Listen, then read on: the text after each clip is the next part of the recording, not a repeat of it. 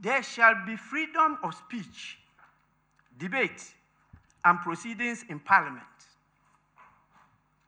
And that freedom shall not be impeached or questioned in any court or place out of Parliament. Article 116.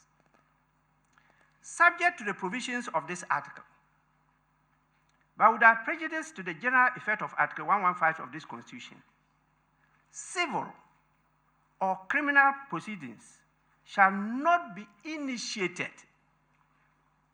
against a member of Parliament in any court or place out of Parliament for any matter or thing brought by him in or before Parliament by petition, bill, motion, or otherwise.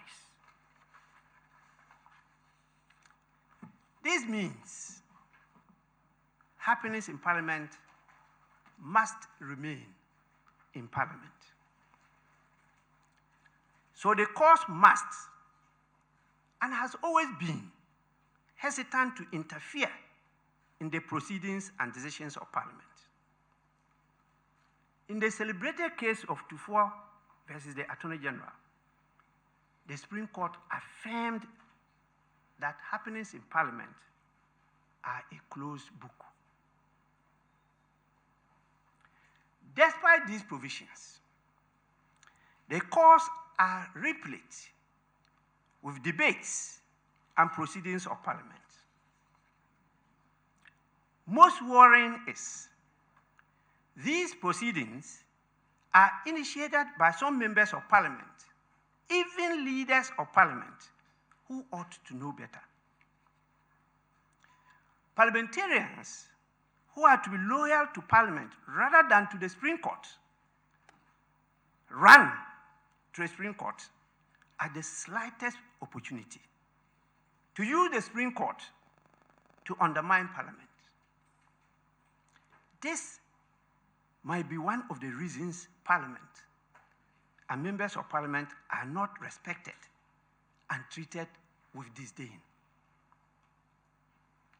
This was exhibited by the President's refusal to even receive the LGBTQ+ bill, duly processed and passed by Parliament without any legal basis. The judiciary is supportive of this conduct by the receipt and processing of a suit on this subject matter.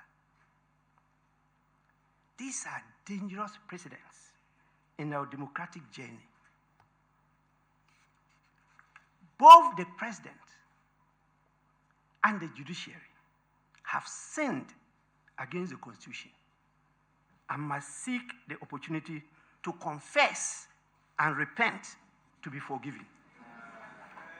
I am confident the battles we are fighting today will make our democracy stronger and more vibrant in the future. I believe in the supremacy of the Constitution. Mark my words, the supremacy of the Constitution, not the supremacy of the judiciary or Supreme Court.